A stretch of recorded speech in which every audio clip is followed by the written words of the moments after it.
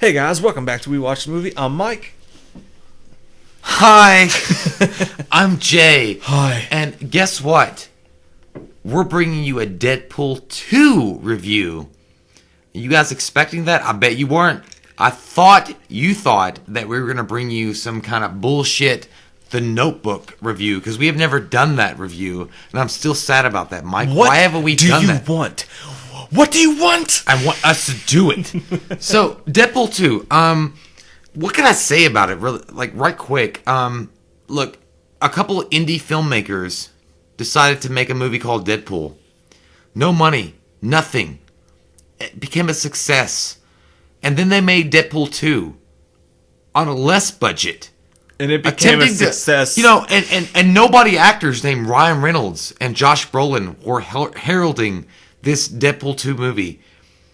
But it made something. And it made an impact in our lives. It kind of, you know what? Look, Ryan Reynolds is doing the dream.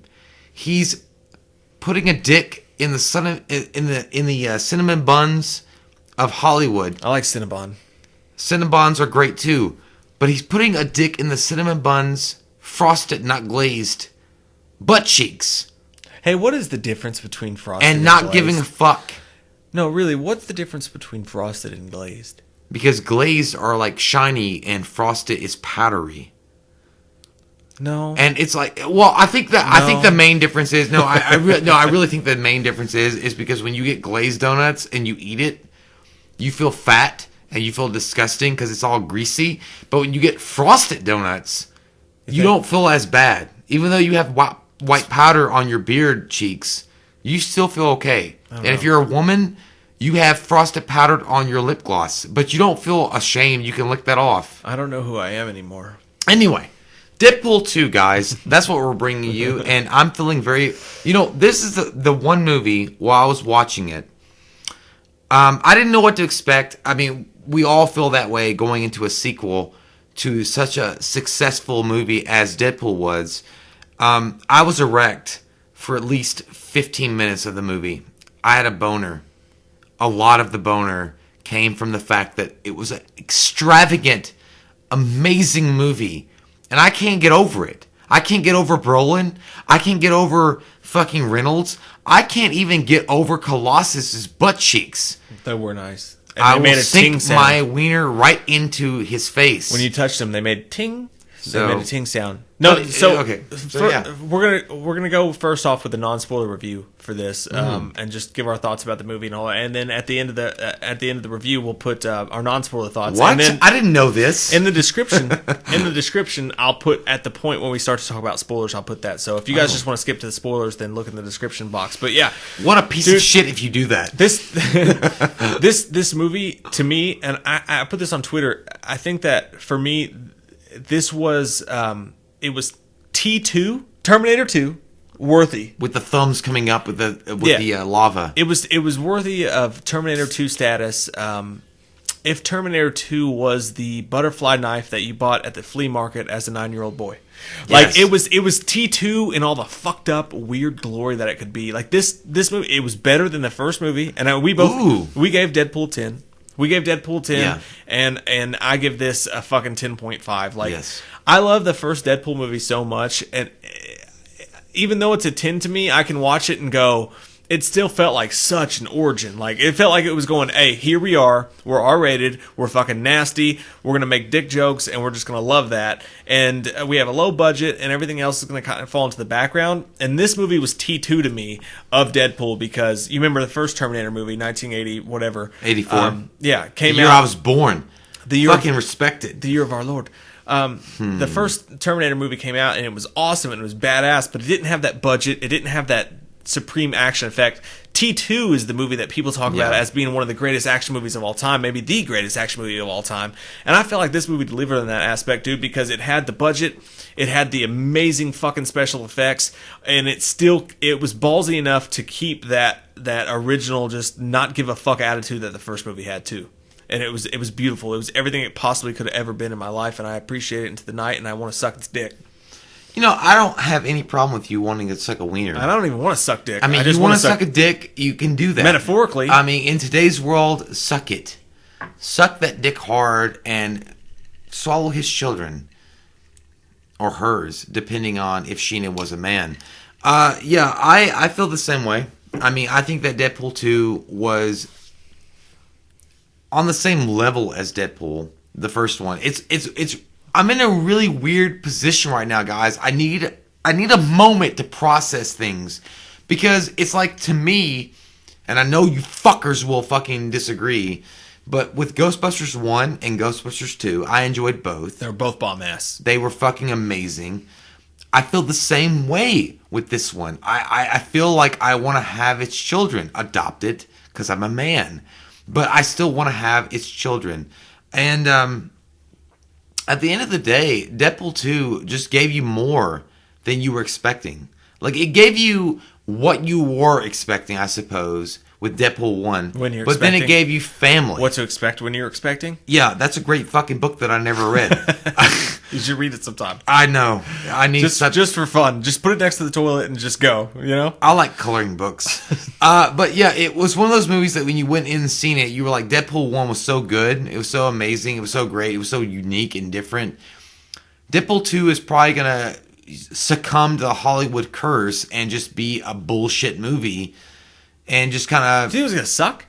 You thought it was going to suck? Yeah, not that it was going to suck. I just felt like it was going to be one of those movies that it catered to certain demographics. You know, it catered to certain special interest groups. Bulgarian children? And sucked the dick of Bulgarian children. Oh, wow. I didn't mean to say that. Dark place to go, Jay. Because you were saying it and I said it, and now I said it out loud. Whoa. Wow. But it didn't. You know, Deadpool 2 stayed true to the roots. The roots of truth. And I appreciate it for what it did. My heart will go on, Celine Dion. But either way, Reynolds' portrayal of Deadpool is still strong. It's still there. But Brolin as Cable, he almost comes pretty goddamn close to stealing the show. Because he is so good. He was so amazing in the role that he was given. And I mean, you guys that are out there listening have read the X-Men comic books or watched the TV series.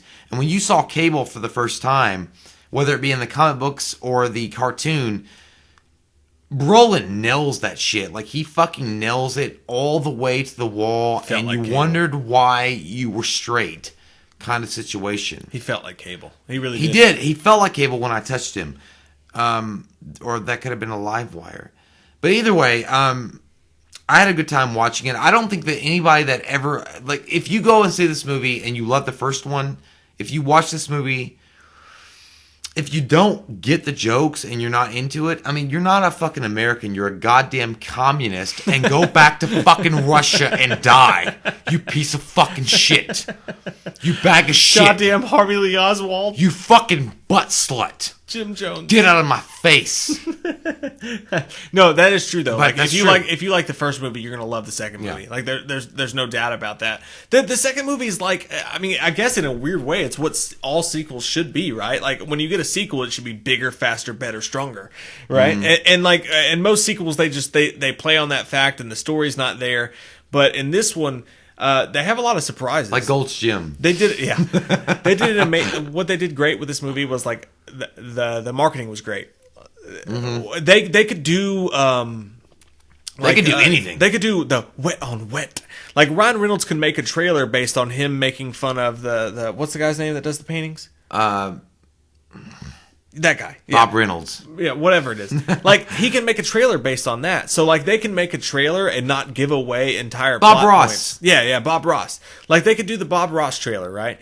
And not give away huge plot points. Because all you need to see in a Deadpool 2 trailer is that Ryan Reynolds is going to be Deadpool, and it's going to be funny, and it's going to include Cable and all that other shit. So, they have an advantage versus other sequels, whereas they don't have to give much away to get people in the seats. So, like, when you go see the movie, and we'll get into this in the spoiler reviews, like, what Deadpool's main antagonist is, what his real reason for doing what he's doing is, it's a total surprise. Like, I didn't know any of that was going to happen until I watched the movie. Right. So like, the trailers for Deadpool, the marketing doesn't have to give anything away, and that's a beautiful, beautiful thing. Because it does. So many trailers now that come out, they give away so many beats of a movie. Like, you already know what to expect going in, and it kind of just waters it down. Deadpool doesn't have to do that, and it's beautiful. Yeah, I mean, I agree with you. Deadpool is such a unique force in Hollywood right now. Like, with all the other comic book movies that are coming out, DC, Marvel excluded. Well, I mean, they both are the same fucking thing. They're the same beast. I mean, they're the same company that wants to make a fucking shit ton of dollars off their superheroes. Deadpool is unique because he doesn't give a fuck. Like, he doesn't care about what's popular. He makes fun of anything and everything, and that's what makes our granny panties wet. That he does that. And there was one thing specifically in this movie that he did, and I can't talk about it. I can't say this right now because we're in the non-spoiler part. We can't do this, Mike.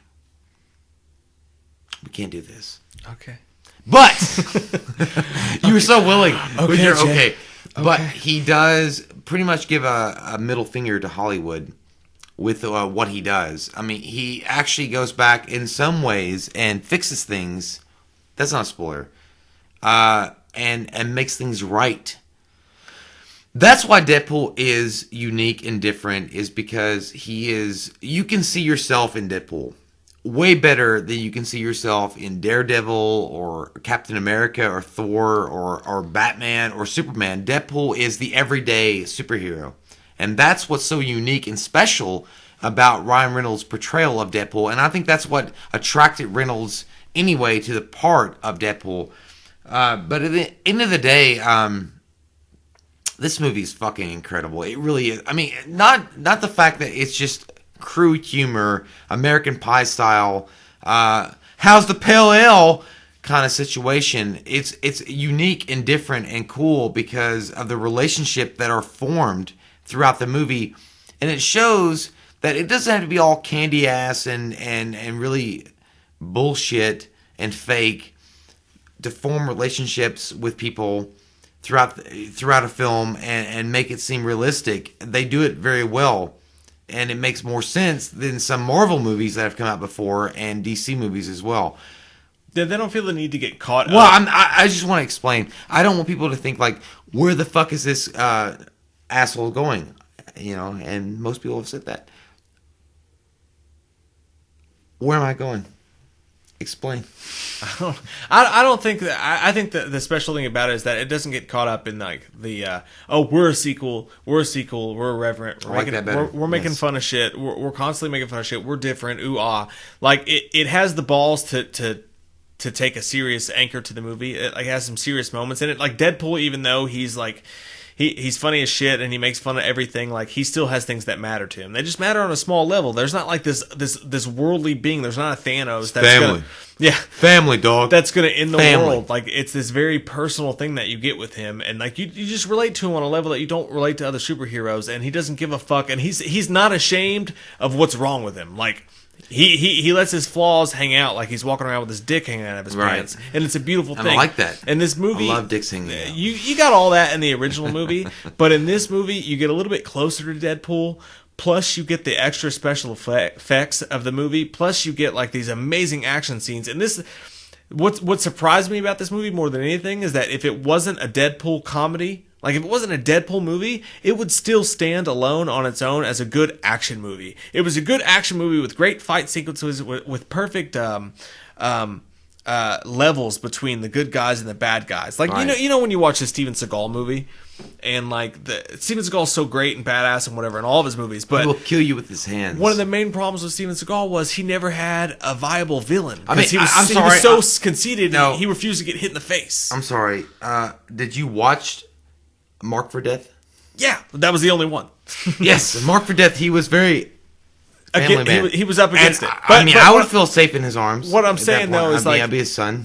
With Deadpool, like he's willing to just get his ass kicked. Like he's willing to go up against, like he's willing to put himself in a corner against all odds and be an underdog.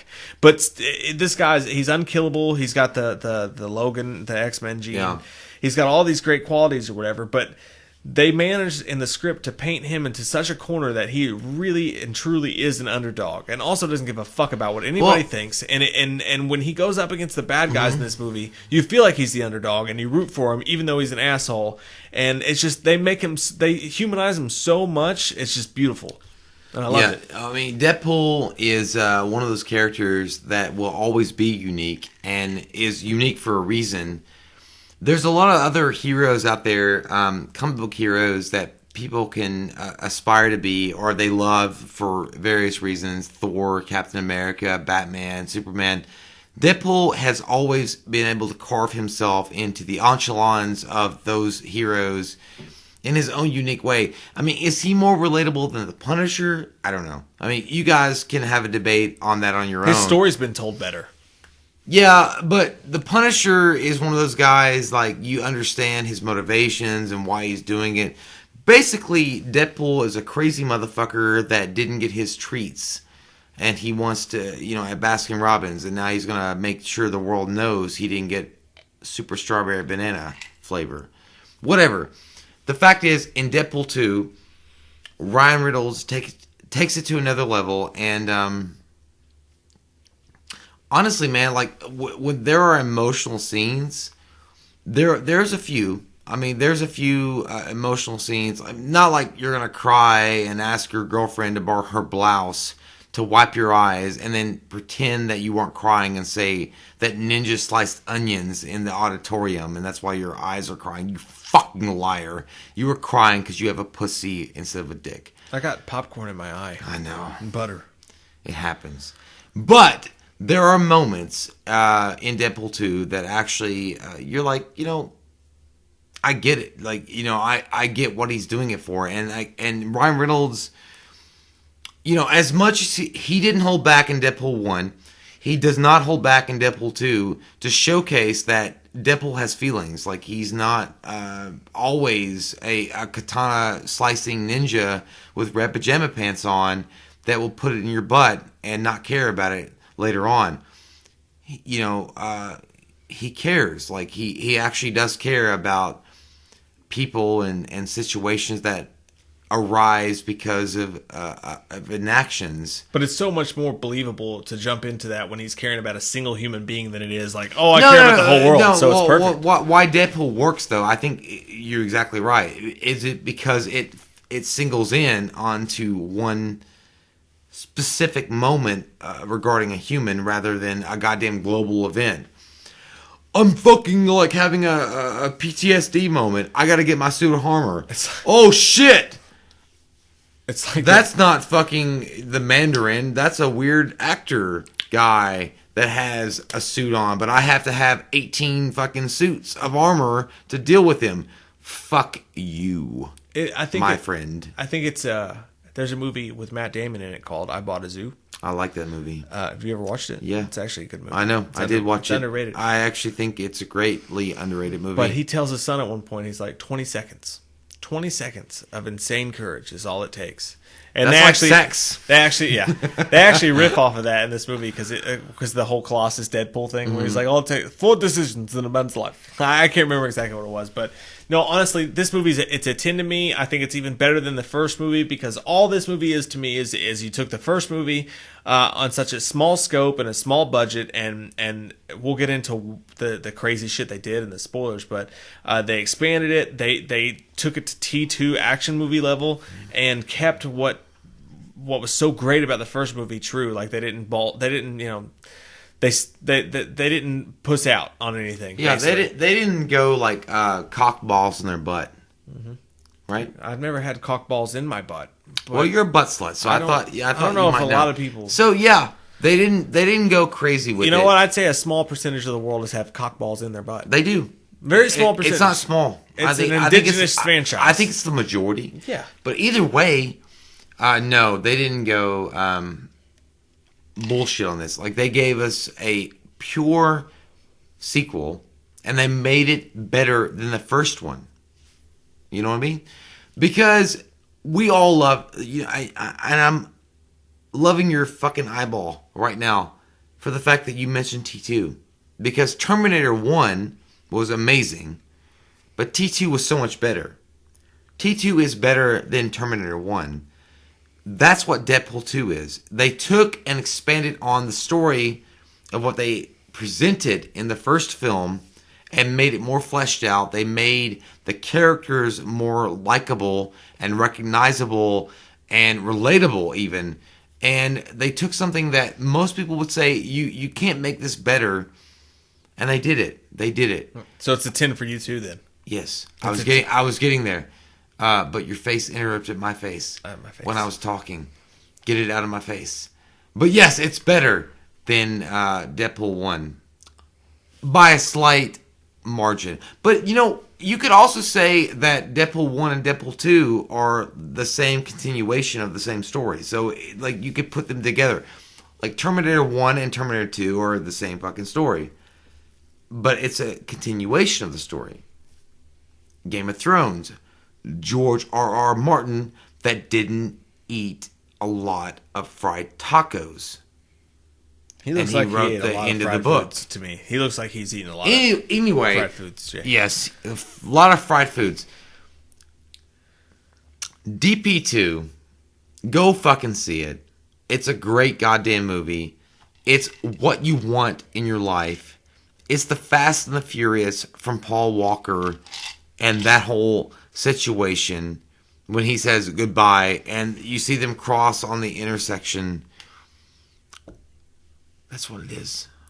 And I'm feeling very emotional right now. But it's great. Go see it. Yeah. Go believe in it. Go make a statement. So for those of you who have seen it, we'll go into spoiler territory now. You're like fucking mean right now. What? I thought you were gonna end it with a song choice, but nothing happened. So spoilers. So the Juggernaut comes on. That's the big one. But no, in this one, it's great what they do. For one of the things I thought about the opening for the original, how are they going to redo that? Because the original opening was so good and so original, where they're making fun of the credits and stuff like that. And this one, they do a really cool thing with it. They do the James Bond. They go straight up James Bond. And you got the Celine Dion song that you saw in the promotional videos leading up, the Out of Ashes or whatever. Out of Ashes. So shit, I would never listen to it. But that was hilarious what they did with that, and they did the same thing with the credits, where they even called the director of the movie as the guy who killed the dog in John Wick. That shit was funny. Scary. But that's scary if he did that.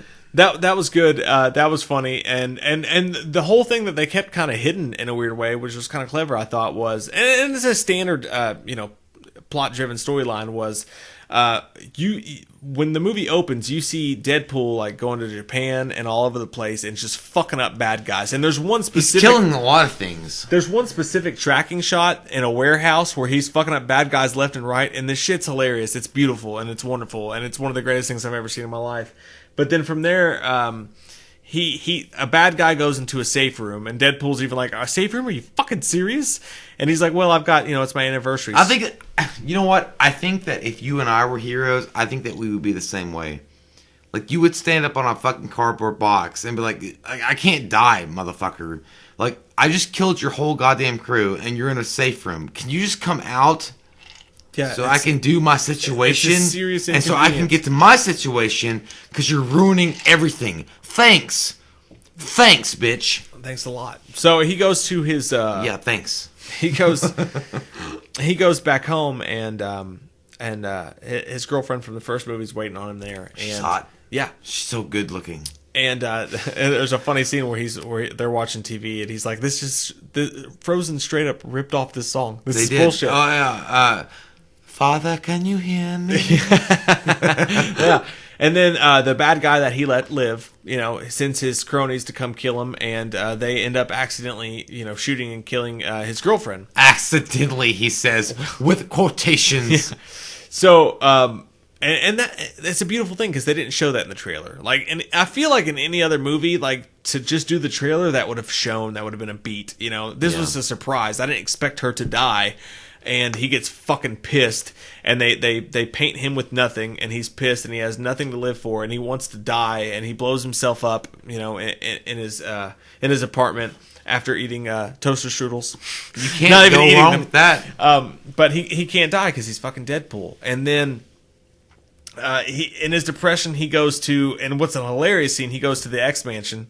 And Colossus is trying to save him, and he's talking to him and shit like that. And then you get this awesome scene where one of the spoilers is he's literally riding around in what looks like Professor Xavier's wheelchair. No, that is his fucking wheelchair. he's playing with Cerebro. Like, no, he's doing it. Yeah. And, like, he's like, I love these portraits of old white men on the wall. I'm glad I brought my rape whistle.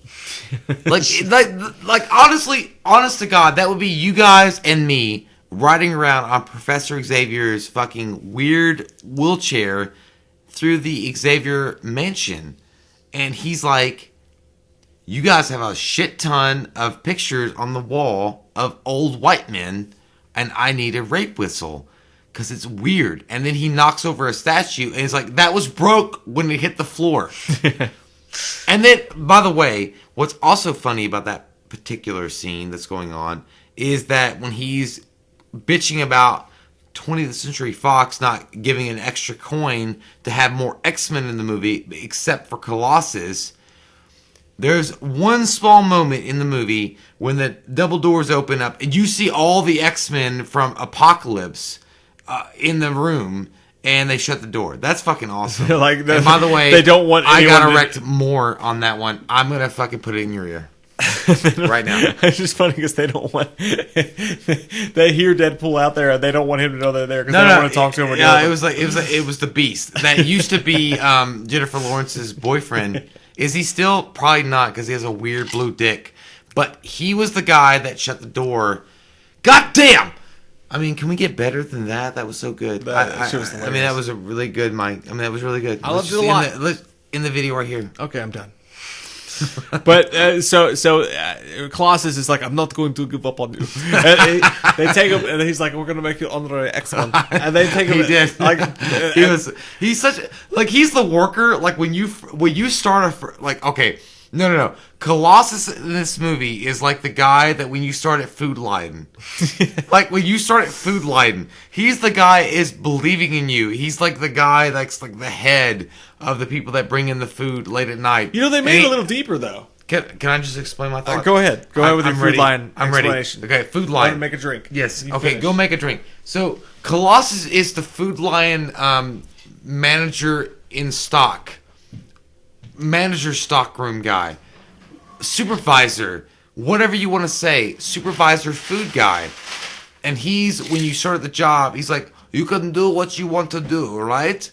If you believe in yourself and you believe in the opportunity of this company of Food Lion, you can do whatever you need to do, and therefore you can make it in the life. And you're like, look, man, I just want to make a decent wage and provide for my hooker girlfriend that I impregnated accidentally, by the way. But I did impregnate her, and I have to take care of that kid. And he's like, don't worry about it. You will make lots of money, and you'll be fine. Okay. This is the work of gypsies if you fucking find a way other than making the dollar at Food Lion. But he's that guy. And honestly, like, I was attracted to Colossus in this. Sexually? Maybe. But I was thinking to myself, I would follow him. You know what? If he was my manager and he was telling me, like, this is what it takes to be a hero, I'd be like, you know what? You're absolutely right. I'm going to do what needs to be done and not put a finger in the butt and smell it. I'm not going to do that, Mike. I'm not going to do that anymore. No more. I'm going to do the right thing. But Colossus, whoever the guy that plays him, if they don't put him in the actual X-Men movies that comes out later on, they're doing a disservice. You should be fucking ashamed of yourself and take 3 punches to the face by Steven Seagal. Because that's awful. He definitely That's awful. Be. He should be. And, you know, but either way, when Deadpool is riding around on the, well, Mike's already explained it, so I don't need to go into it more. But when Deadpool is in that situation, Colossus is the only friend that he has. And Colossus is doing amazing. It's deeper than they make it seem. I know it was deep. I actually got teary a little bit. That could have been the Asian man that was cutting onions next to me, but it was very emotional. But he takes him on as a trainee, and then they take the Quinjet, and then you've got the kid from Quinn of the Wildebeest, whatever the fuck the movie name is. I love that Hunt movie. for the Wilder People, whatever. I watched that movie a long time ago. I can't remember. But this kid, I'm not trying to be mean, but he looks like a dude version of Rebel Wilson. You're so mean. He does. But they go. The fat kid, right? Yeah. Oh, they go to basically the Bizarro World version of the X-Mansion, where one of the dudes from what's that? The Cornetto trilogy. What's that? World's End? One of the dudes from the World's End is there, and he's running this fucked up Xavier Institute, basically, where they're touching these kids and diddling them and okay. Blessed are they who come to my supper. I'm gonna do a Kroger cut into you right now because it's called the Essex Mansion. There you go. Nathaniel Essex, by the way, for you uninitiated motherfucks. That's Sinister, man. Mr. Sinister. You know who Mr. Sinister. Yeah, the toy, his eyes lit up. It was awesome. Yeah, it was so good. Ruby quartz. No, Mr. Sinister is like a big part of the X-Men franchise and the Essex Rehabilitation Center, or whatever the fuck it was. I thought the old fucking man that was screaming about, "Give me God or give me death," was Nathaniel. I'm like, don't be Nathaniel. Because what Nathaniel Essex is he's all about making mutants normal and unique. I got a real molestation vibe. I'm getting weird with it, but it's true. But the fact that Essex House of the Weird Tortured is there, Simple Plan, is cool because they're name dropping Essex, and later on we might discover that Nathaniel was always a part of it. Oh, finally they're going to take the towel off that dick and show a Sinister. Yeah, I mean, it's going to happen eventually. Much like... But this dude much like when you get out of the shower and you don't want to look. He reeked of, creepy, I like to sex mutants. Yeah, child mutants. He sucks the shit out of them. But they go there, and it's funny as fuck as they make Deadpool wear a training uniform. It's like this fucking... It looks like the Green Bay Packers, like alternate jerseys. But they make him wear that, and then Deadpool does, and this is what we all love about Deadpool so much, is this kid is like shooting his fireballs at everybody and whatever, and he's pissed, and everybody's... Mario Brothers. Yeah, they're trying to hold the situation together, but then he's like, that won't, and it's actually kind of an emotional scene in a weird way, because he's talking about it later, and he was like, that kid was abused. You can always tell when these kids, you can tell when a kid's abused, And he was like, Deadpool's like, he's all distraught because, his girlfriend died and he has nothing to live for or whatever. But this is what separates Deadpool from everybody else, is that he looked at that one guy and he said he had sex lips or whatever it was, and said he looked like Jared Kushner. Mm-hmm. Yeah. But super secret sex lips. That's what he said. Super secret. Yeah. And he just blows his fucking brains out right there. And he doesn't even take a second to think about it. And Colossus gets super pissed because he didn't hear the conversation. He's like, "This is the last time I take up for you, piece of shit." And so he lets him get arrested and go to the super secret super mutant facility. Yeah. In which case is where you finally get the fucking the great dreams. Guess what? What, Jay? I have to pee. Go ahead and pee. You go pee. You take a pee. You gonna continue? I'm good. I'm pee free right now. Are you feeling good? I'm pee free. Yeah. Okay. Take that pee. Take it strongly. It's weird because I'm trapped in this. I believe in you. Situation. You can get out. I want to fucking go pee. It's not that hard. Look, I almost peed right there. That's okay. Don't do that. No, look. Watch out. Yeah, there we go. There you go. Yeah. It's okay. Yeah. It's going to be all right. I'm peeing in your mouth right now. Well, that's not happening. No, it is. I'm going to prove it by continuing not to speak, because I don't want anyone to think that Jay's pee's in my mouth. So they go to this prison. And in this prison, Ryan Reynolds and Deadpool's doing this whole thing where... And it's weird because they actually put them in a cell together, which makes no sense. But they have this contraption that they put around their neck that you've seen in the comic books and stuff before that keeps their abilities at bay. They're not able to use them. So in Deadpool's case, his cancer starts to take over again, and he's like, fuck it, I'm going to die. I'm going to go back to my girlfriend. I'm happy. This is what I wanted. And the kid's, he's trying to get him involved in his whole mission. He's like, "No, kid, look, find someone else. Like, buddy up to someone else here because you're going to die sucking someone else's dick. And he basically pretty much says that. And he's like, I just want to die so I can go to the afterlife with my girlfriend. And, there's kind of a tug of war there between whether he's going to be the good guy or the bad guy, which is what you want in an anti-hero, and it works really well. There's even a scene where they get in a fight with people in the cafeteria or whatever, and the kid gets all depressed about it or whatever. But there's awesome foreshadowing, which he even calls a steaming pile of foreshadowing, when there's this one specific cell that they're like, oh, that's the biggest, baddest guy here. And I thought in my head, and tell me this, when they showed that cell to you, Jay, back from your epic, I'm not back yet, bitch. Epic P. Did you think it was Juggernaut? Because I did. Who? When they showed the cell and you just heard someone banging inside of it, I thought that might be Juggernaut. I thought that was Donald Trump waiting to be elected. That would have probably been funnier. No, I didn't know who that was. I thought maybe, you know what? Okay, so weirdly, I don't know why I thought this, but it popped in my head. Just like a random Swisher Sweet. The lizard from Spider-Man. That's what you thought? You thought it was a lizard from Spider-Man? I just thought it was a big man that wanted to get out and wreak havoc on people. I thought Juggernaut, but I thought, no way, they're not going to do I didn't think Juggernaut at all. But no, it did cross my head. I actually thought maybe it's going to be Juggernaut. So, dude, by the way, I want to say fuck you for getting into the Juggernaut, but I want you to get into the Juggernaut right now, because I'll come back later. I got to get something really quick. But yes, it was the Juggernaut. Yes. Not a Juggers. It was the Juggernaut. As they get to further on in the movie, but they go through a whole thing, and that's when they tie back to they show Cable for the first time, and it's kind of a weird scene because you've got this whole Deadpool feel going on, and then they show Josh Brolin as Cable for the first time, and he like screams angrily into the camera because, as you imagine, his family's died, and he picks up you see the teddy bear for the first time. But they move on, and Josh Brolin travels to the future as Cable does. He shows up at the jail cell, and at this point you haven't seen Juggernaut come out, but he starts blowing shit up and being the badass that he is.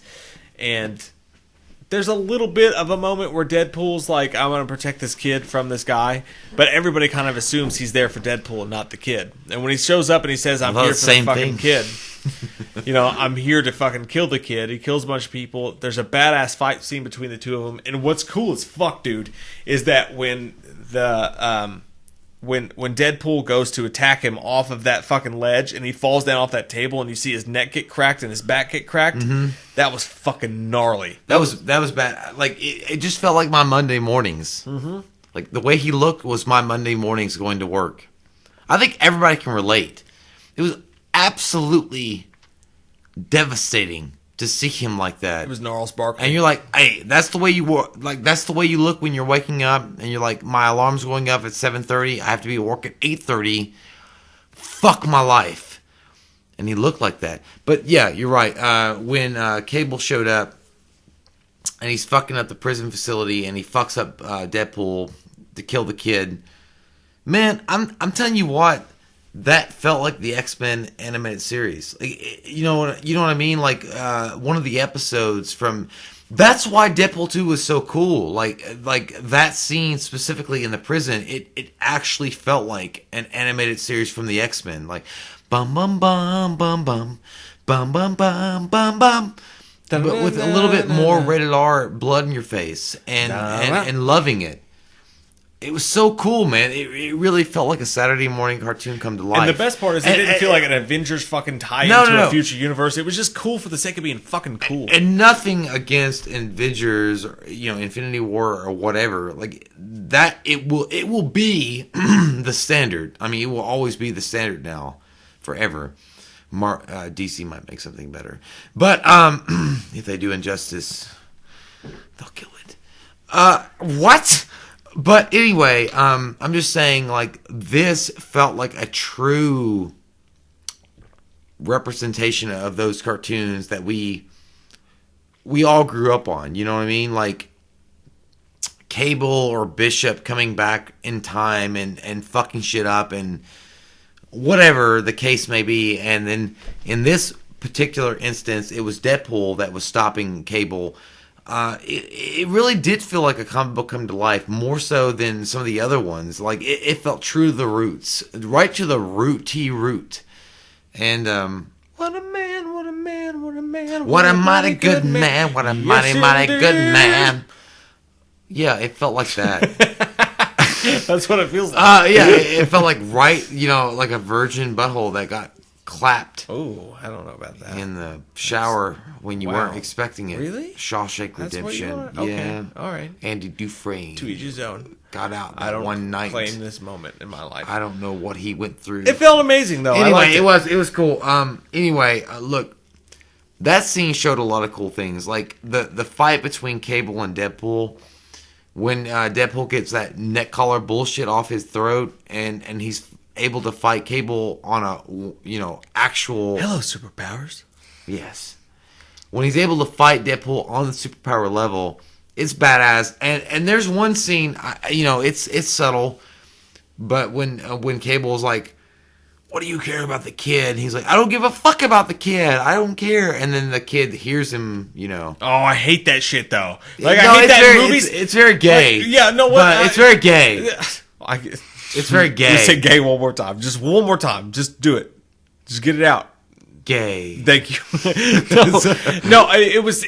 one of the, I hate that in fucking movies when you've got someone saying something that they don't really mean, but they're saying it's the bad guy, so the bad guy feel like they want that to say that. But then the fucking character comes around the corner and they hear it, and they're just like, oh, but he didn't mean it. It's annoying as an audience member. And that's where I came in with the gay part. Like, I didn't mean like if you like to do it in the butt, like that's fine. I didn't mean the gay part. I meant like gay because it came across as very forced.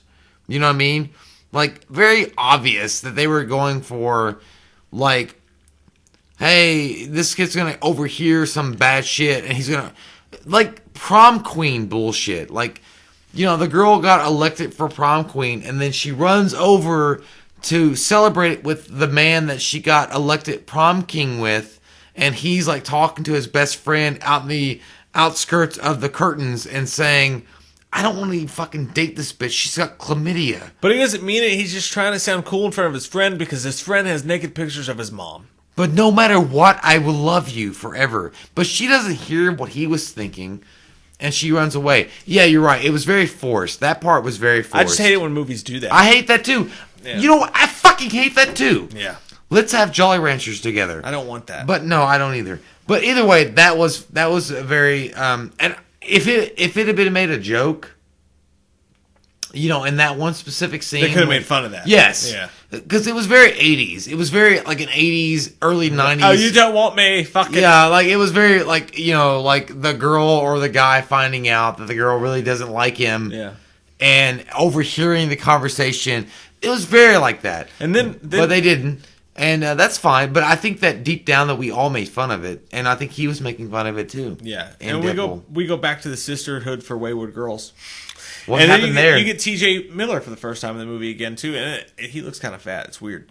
But Cable shows up there after he was unsuccessful, and he wants to torture T.J. Miller, but T.J. Miller's like, "No, I'll give you whatever you want to know." Fuck it. He does. And meanwhile, Deadpool is making a plan to create the X-Force. No, not. Well, this is intertwined. Oh yeah, okay. Him and T.J. Miller are making a plan for the X-Force, and he's like, "I guess it's time to get back on LinkedIn." And what is LinkedIn? Is that like a fucking website? Yeah, no, it's like a business Facebook kind of. Do they have a singles hotline? No, it's not shit. A sex thing. I can't go there. But yeah, no, that creates some hilarity because you get the X-Force, cast through that whole thing. Domino shows up. You got the Mr. Invisible, Shatterstar, the whole thing, the whole crew. But it's funny as fuck because it happened so fast that I appreciate that they didn't take forever long to make that happen. Because next thing you know, they're on a plan. They're making a cartoon sketch of how they're gonna capture the kid to save the kid because Ryan Reynolds had this premonition to where he almost died in the cold water of Nova Scotia. That his girlfriend wanted Captain America was there to save this kid. Yeah. So that would have actually been a really funny joke. They missed the I know. They missed the chance. If Captain America was like fucking in an ice cube down there. That would have been funny. And he would like teabagged it. Yeah, I liked it. Put my nuts in your mouth. Mm-hmm. But that. So they make and they move along really fast to this point. They recruit the team. It's this hilarious fucking moment, and I love, what's the guy's name? The regular everyday guys like Stan, Steve. Is it Steve? I'm pretty sure it's Steve. Let's call, even if we're wrong, we're gonna call him Steve. But this everyday guy who shows up, he's like, I don't know, it just sounded kind of fun. They're like, you're in. You're part of the crew, dude. When he showed up, when he was like, I just saw the ad. Like, I know that we saw the trailer, but when you're watching the movie, when he's like, I just saw the ad, like, it was good. It looked like a good time. And like, you're in. I'm like, I want to be your best friend for life. Like he is the guy that he's looking for new experiences in his life. And he's like, I just saw the ad. And I just watched Yes Man with Jim Carrey. So. And I'm ready to go. Let's just fucking do it. I've got khaki pants on. Meanwhile, what of it? Make a joke. I'll make a joke of your face. Dopinder's so fucking bad. He's like, just fuck it. I'm done. Like, and so when they go up, when they actually go up to do a actual paratrooper drop from the X-Force, you got Domino, Bedlam, Shatterstar, Vomit Guy, which happens to be it. Stick with Pennywise. You're doing great. And then you have Steve, and I'm sure we're not. I'm Steve. I like pizza. Whatever. I got a wallet. Multiplicity. Yeah, but whatever his name is. That scene is shot so well. Shit, that's my Pepe, Steve. It's amazing. I got a cold. I have a wallet. There's one point when actually Deadpool is yelling at Steve, and Steve's like, I'm feeling very uncomfortable jumping out of an airplane. The wind conditions are not right. There was an alert on my phone, and he was like, I jumped out of this or that. I've done things that you can't even imagine. And he's like, I'm only saying this because they're listening. I would never let anything ever happen to you. And he like wipes his face.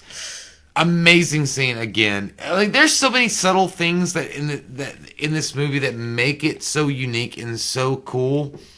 I cannot get it through your mother's vagina. Like, wow! Whoa! Whoa! I meant your father's urethra. Jesus! Your father's urethra. Okay, that's better. That's so much better. I'm going to go right up his dick. And I'm going to go right into your face. Oh, Jesus. And then after that, we're going to spoon. Oh, Jesus. And then maybe have snow cones. Don't. After that happens. Don't. But it was so good. That whole scene on the airplane. Yeah, it was so good. I liked it. We're gonna get our fuck on. So yeah, and then everybody fucking dies, and then find us now. The entire fucking X-Force dies, right? So that shit's hilarious as fuck. Well, and I even like better how they retrofixed it at the end. But they how'd they die? They died in many different ways, Jay. I don't have the goddamn time. Oh, by the way, Brad Pitt. Fucking way. Brad Pitt is the Vanisher. Yeah. Brad Pitt is the Vanisher. And I wonder this. Like, let me know what you guys think below, because for me, I thought that they just used Brad Pitt's face. Jay thinks that he actually showed up. That's actual Brad Pitt. It was so fast. I think they just used a picture of him. I don't think he showed up on set. Have you seen World War Z?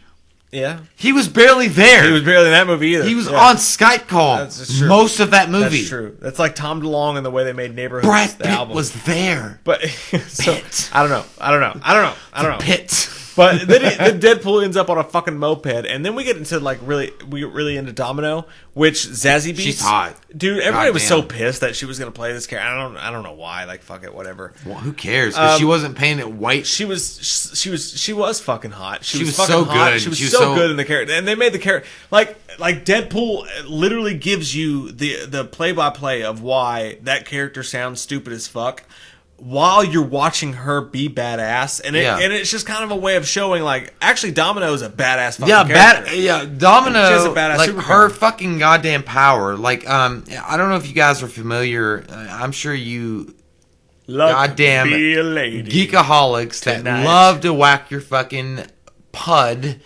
to people like Black Panther and Black Widow and Black Charles Barkley. And Black Spider-Man. And Black Panther.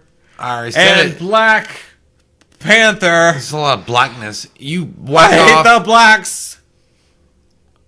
What? He loves black crayons. Sorry, I thought I was He continuing. was joking. I thought I was continuing your sentence. He had black crayons for breakfast last night. I fucking love coloring. But because she's not exactly the representation of Domino, it doesn't mean a fucking out. Because she's hot as shit. She's portraying it the way that we need it to be portrayed. And if you guys remember, Longshot, an X-Men character, Green Day, was terrible. Honestly, on paper he seems cool, but Longshot, Green Day is a fucking no. Green Day wasn't his guy. Green Day started a sub band. His name's a goddamn Longshot. But anyway, Longshot was the same way. He had the power of luck. And you're right. Deadpool does make fun of that whole goddamn power, and it makes it very sexual and cool. Because she's being so badass over top of it. But her luck powers are coming through. Yeah. Full and full. Yeah. I don't want to see a Longshot character. Please, Marvel, DC, Fox. Who the fuck are you now? I don't even know what you are. You goddamn beast of alien goddamn poopy poop. Anchor Bay. Yeah, Anchor Bay. It's Anchor Bay I was gonna say Anchor Bay presents Longshot 2099. There's so much combinations going on. It could be Union Bay one day. Platinum Dunes. I love those jeans. Arrow Entertainment. But anyway, whatever you're trying to be, don't do long shots. Please, God, just stick with Domino. And you know what? She was fucking hot as hell. New Line Cinemas. And stay her true to the course. I'm going to be Mel Gibson. I love Jews. Unlike him. I love Jews. I love gold. Yeah. No. I'm sorry. That's unfair. Mel Gibson might like Jews. I don't know. But stay true to the characters. Because she was great. Yeah, Domino, they didn't shy away from the luck area. And god damn, you're hot. Me? Whatever you're fucking you're fucking ugly. Okay. But whatever your name is. Good. That's how I want you to feel. I want to be a fucking sewer monster. That's exactly how I want you to feel. Hey, guess what, guys? We're just going to do podcasts from ever. But no, whatever that girl's name is that played that girl, if you're single... Zazie Beetz. What? That's her name, Zazie Beetz. No, I'm serious. We're changing that together. We're going to call her Heather. If you're single, hit me up. Your name's Jasmine now. Actually, I think it'd be even worse if your name was Jasmine. Victoria. Her name's Vicky. Wow. Oh, Vicky? Okay. Yeah, I'm going to go with... I'm Batman. Whatever. You're amazing. And they did an amazing job with her character. And they've done an amazing job with this film. Mike, stop being racist. What? You're so racist. You killed Black Tom. You fucking racist. Oh, my God. That's what happened. Be racist Black more. Time does Keep die. talking. Black Time racist. Racist. Racist. Goddamn Jews. Yeah. Oh, you said it. Your crowd beat it down. Yeah. But no. So, that leads to a badass chase scene, and then Juggernaut gets unveiled, and then a bunch of really badass T2 action scene type stuff happens, and then they end up forgetting about Cable altogether because fucking dude, this is one of the most badass comic. Was Juggernaut the scene stealer? Yes. But yeah, at the end, Juggernaut is the fucking scene stealer. One of the most badass comic book scenes in history because Juggernaut literally picks up Deadpool and splits him in half because Deadpool has the balls to make it happen when it needs to happen when it needs to happen. I'm gonna make it do what it do, baby. Ray Charles. She's my cherry pie. He rips him in fucking half, and Ron Reynolds has to get carried away back to his home with the blonde, the baby black legs, chick. yeah, in the IKEA factory in the ghetto, and he makes her touch her baby penis. He does. But then you got this scene where Cable shows up and Ron Reynolds. That was probably the funniest scene in the entire movie when Ron Reynolds had his little baby legs crossed and he kept showing his dick to Cable. No, dude, it's got to be when he did the Basic Instinct. When he showed his balls falling out. It's like it's his Basic Instinct. Yeah. So that's And by the way, funny scene. The term Winnie the Pooh will always be different for me now. Because when I wear an overlarge shirt that is spandex or at least what's the word? What do you call it when he was like untucking it? No. Freely untucking No, it? no. Like t-shirt tucking Shirt cock. He's going cock shirt. Cock shirt. It's cock shirt. No. Listen, Captain fucking Mean. I'm telling you. Shirt cocking it. Shirt cocking it. Was that it? I like that better. Shirt cocking it. Shirt cocking. Shirt cocking it. Yeah. Shirt cockinado. Sherbert ice cream. Shirting. Shirt cocking it. Shirting. Shirting and shirt cocking it. All right. Calm down. Shirt cocking it. Can you just stop looking at me while we do the podcast in the eyes? Because it feels weird. Okay, first off, shirt cocking. You looked at me heavily in the eyes when you said that. God, I know, but just don't look me in the face.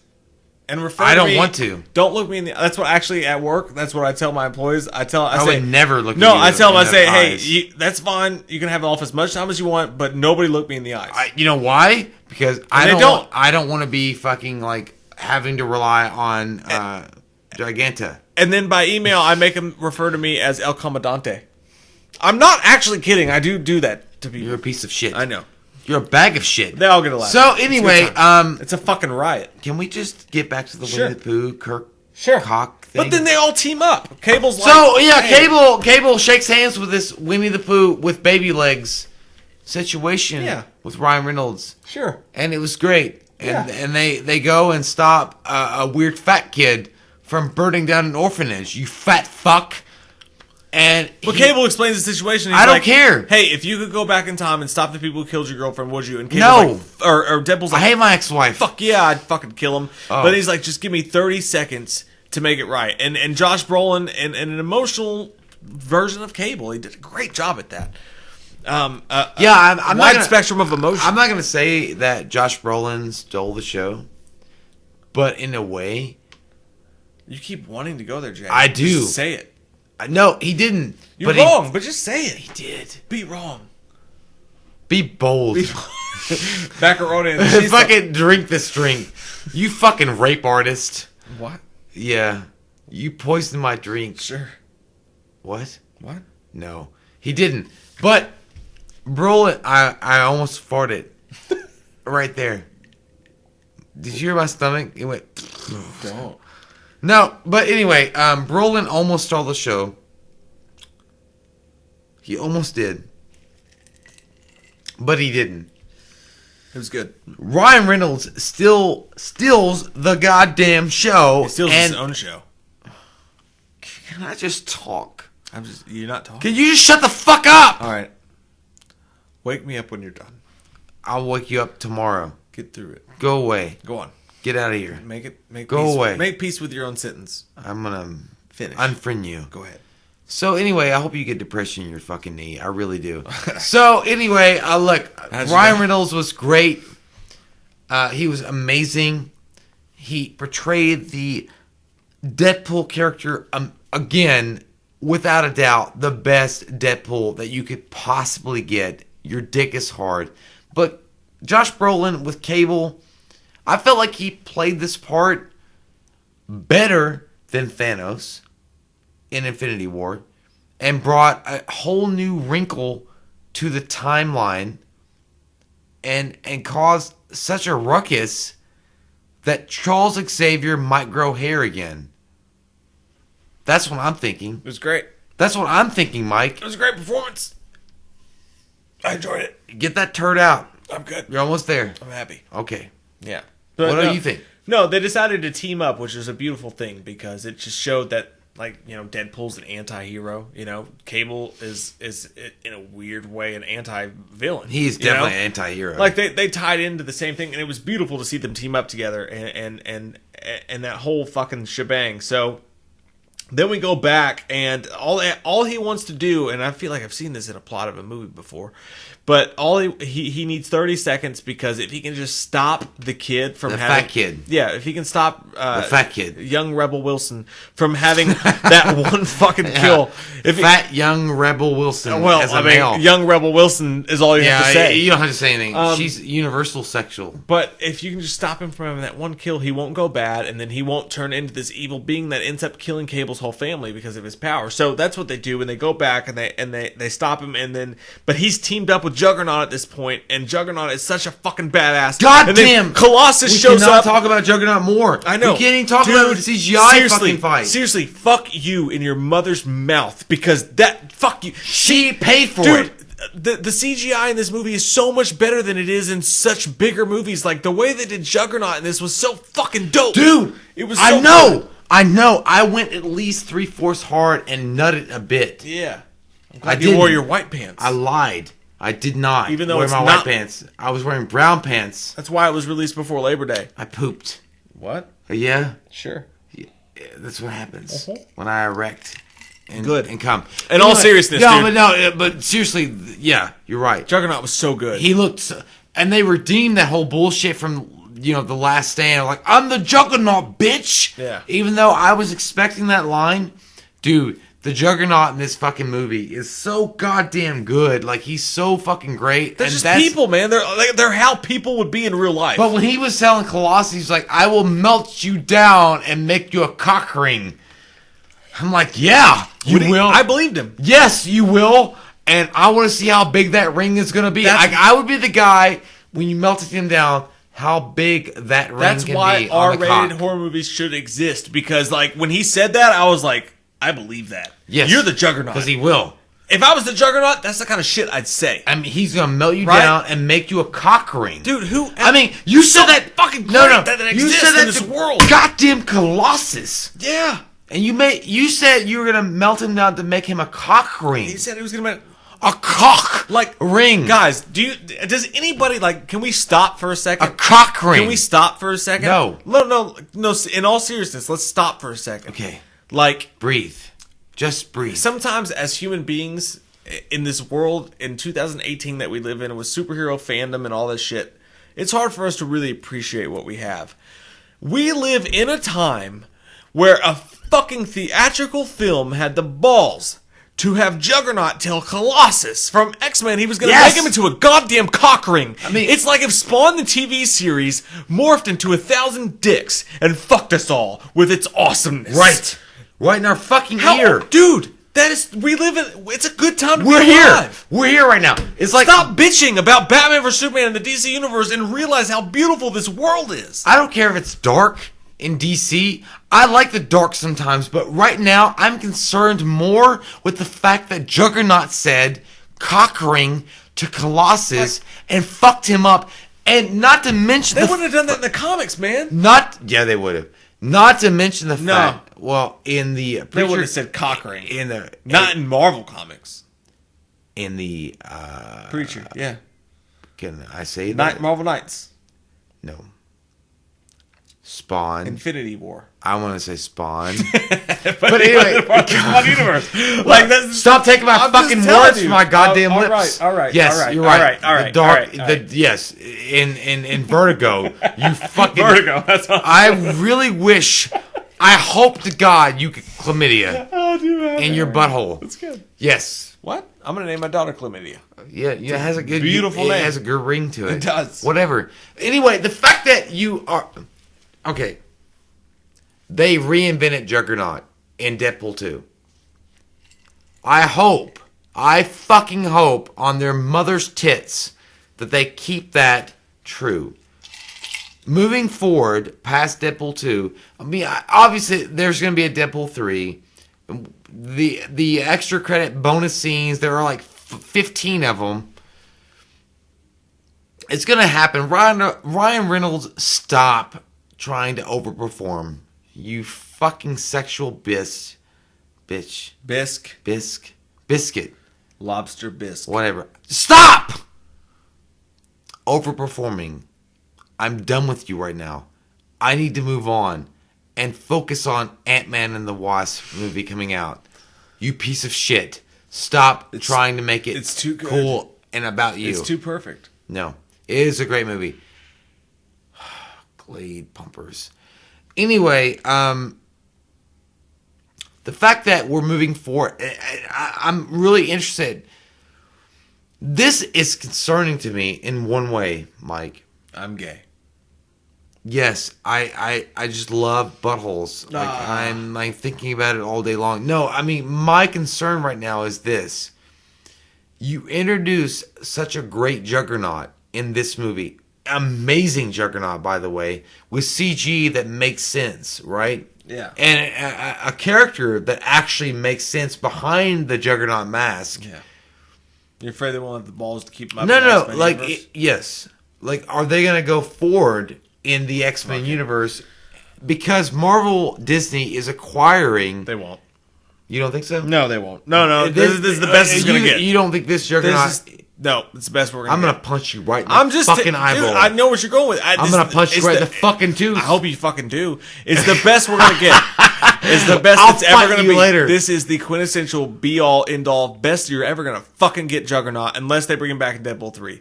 No one's going to make him this good again. Deadpool 3? Deadpool 3. Deadpool 3. Deadpool 3.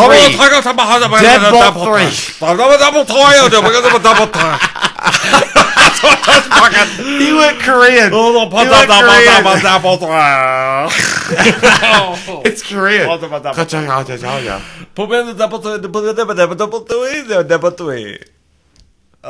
Another American making chicken bricks.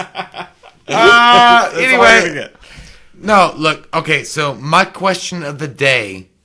You fucking killer flicks, chicks, bitches, whatever the fuck your name is right now. I'll jack off on your face and fucking call your dad later. Why are you so angry? I don't know. Because I hate when they change names when I'm not aware. All right. Killer chicks, dicks, flicks. I wish that Lee understood subtleties. Here's the question. Would you rather have the Juggernaut that you had in Deadpool 2 or a brand new Juggernaut in another X-Men movie when MCU finally acquires it and puts it right in their butt cheeks? I'm happy with what we got. I want that one. I'm happy. I'd rather take the current Juggernaut from Deadpool 2. But what the fuck will they do, Sinead O'Connor? Will you shake your fucking head and tell me you hate America? Hey, look, you goddamn communist. Hey, look, man. Fucking go back and suck Stalin's dick. Hey, man. Fucking bitch. Hey. What? Hey. Shit. Man. What? I'm happy with the the Juggernaut we got in this movie, and I moved to strike. I'm just telling you, I'm happy with that. Stop being reasonable. You know what? We gotta just back out of this. We gotta back out of this. We gotta move on. We gotta back out of this. So, but there's an amazing fight between Colossus. Because Colossus shows up to help him again. He's like, sometimes you gotta fuck some shit up to I make like it that. right. He's like, just say fuck one time. He's like, fuck. He looks so much. It actually reminded me of like if Rocky got the Drago to say fuck. But we actually got to see Colossus stick a live wire up fucking Juggernaut's butthole. Like, what world do we live in that happened? It's so good. And then when that happens, he's like, that's how we do it in Soviet Russia. Yeah, I get fucked up and drive cars. We put a goddamn cord in your butt cheek and we fucking turn it on. That's how beautiful this movie is, and this movie. I don't care if everyone in the goddamn world gives it a 10, it'll still be underappreciated because Colossus put an electrical wire up Juggernaut's butthole. As an X-Men fan, as a child, what else could you fucking wish for in your goddamn life on this earth? I don't care when you die or when you lived or fucking Donald Trump or Bitcoin or whatever the fuck happens in your life. We lived in a time where fucking Colossus put a fucking electrical cord up fucking Juggernaut's butthole, and that is America.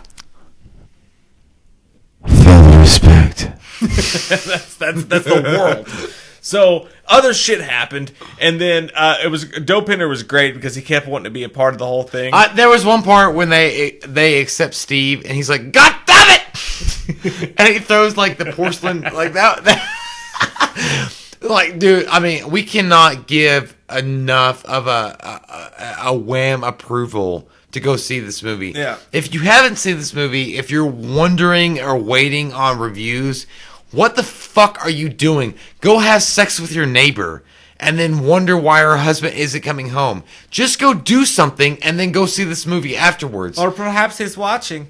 But either way, what ends up happening, right? Don't be all serious. I just want to wrap this fucking thing up. I want to go away. I want to wrap this thing up. Wrap it like I'm having sex with a girl you just had sex with. I'm going to wrap it up. Like I had sex with? I wouldn't do that anyways. But yeah, you know did. The point. You did it. Never. That's never happened. Don't. I'm gonna do it. That's literally never happened. I'm gonna make it happen. How would you make? You would have to have sex with someone and then get me to have sex with them, which I wouldn't do. Guess what? I'm gonna do it. I just wouldn't do it. Yeah, you would. I would not follow you up. You would never know. And I'm the only person in this world who hasn't followed you up. You will. Hey, it's true. You will. But okay, so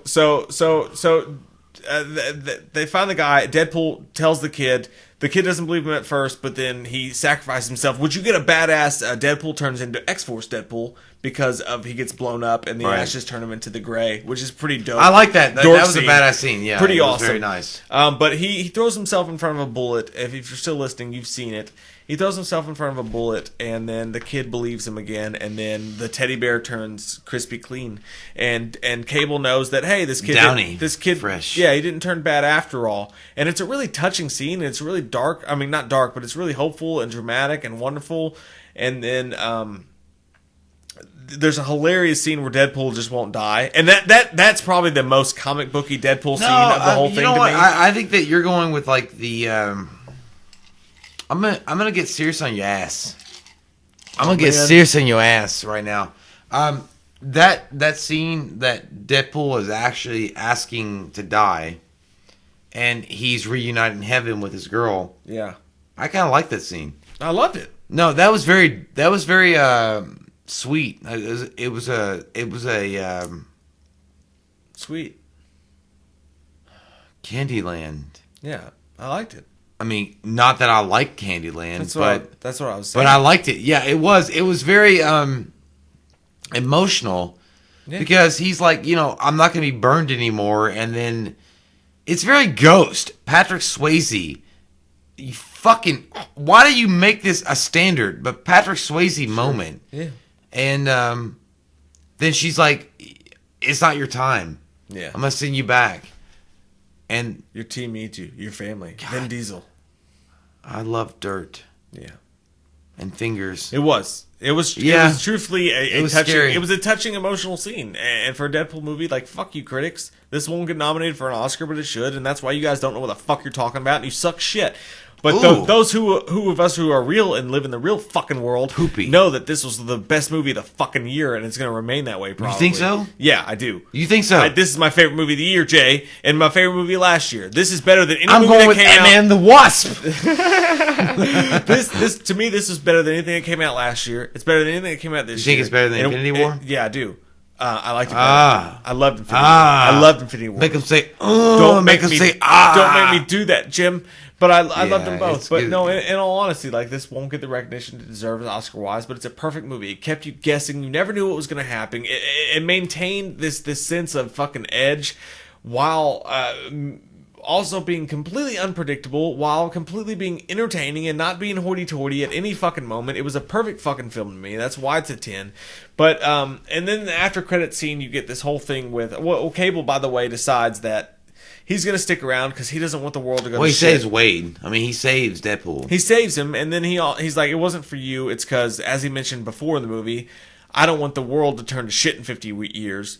And he turns into a good guy in his own way. He tells him, like, your whole generation butt-fucked the years. And I'm going to stick around. Now, and I'm not, I'm going to make sure that doesn't happen. So, the cool thing about that is that, in the comic books, Cable is responsible for starting X-Force. Like, he is the main guy that starts X-Force. Yeah. So that's cool to see that, man. Like, like, there's so many subtle hints and cool Easter eggs and the nods to the comics that they do in this. It's amazing, man. Like, I mean, they really take their time to explain the story. And at the end of the day, even though there's a massive bullshit thing going on, Cable not realizing that he has a small wiener, like, fine. It's about family. Family. You good? Fast and Furious. I was going with Fast and Furious. But I mean, you were like, are you good? Like, I wasn't gonna fall over on the mic. But no, so then in the after credit sequence, after everything's hunky dory, and sorry, you couldn't. Yeah, She sends him back. She's like, "Hey, your family needs you," or whatever. And then the girls, Negasonic Teenage Warhead and her girlfriend, are tinkering around with the timepiece, and then they fix it so that Cable could go back in time. But then Deadpool shows up and he takes it, and then you have a hilarious after credit sequence where he not only does he save the X-Force who all died, and he's like, and then one dude's like, "Tell Domino to email me." Steve. He goes back and he literally shoots to death his Stitch Mouth Deadpool character from the previous movie. Amazing, good job. Fantastic. Get that out of here. And then I hope it's the last. I genuinely do. I hope it's the last Green Lantern old Deadpool joke, because they kind of run into the ground. Yeah, they've kind of done that enough. Yeah, but it was just enough. It was that last joke, and as long as they leave it there, it's perfect. Because Ryan Reynolds. Because I thought you were like, I just want to be. Deadpool 2 should be the end. Like, no, God no. Yeah, let's just not do any more Deadpool. But it's a perfect end to the Green Lantern joke, because Ryan Reynolds opens the script and he's like, "Welcome to the big leagues, kid," and then Deadpool shoots him in the fucking head, and it's hilarious. As long as that's the last joke they make of that, like, we've made that joke. But it was one more. It was a perfect, a quintessential end, and this movie's a 10 for me. I fucking love it. It should be the movie of the year. It won't even be mentioned in the Oscars, and it's an embarrassment because people are so scared of the word fuck and shit and cunt and piss and fucking balls and dick and sack and shit and fucking cunt. And give it all. All of that shit. Give it all. That you we're a bunch of fucking Roadhouse mouth. pussy ass communists You're who are Roadhouse afraid of some mouth. goddamn curse words to appreciate what's good in Fuck nature. Yeah. Soviet Union. So it's a 10. Rise again. It's a 10 for you too, What? right? Cuba. Yeah, it's a 10. Yeah. And guess what?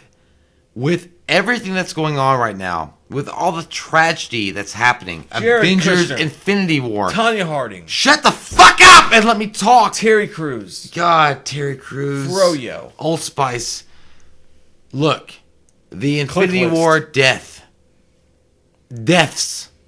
I guess I should say. Everybody dying. Fox and Friends. I mean, Grey's Anatomy finale. That's a long time ago. You're missing. No, it just happened Thursday. No.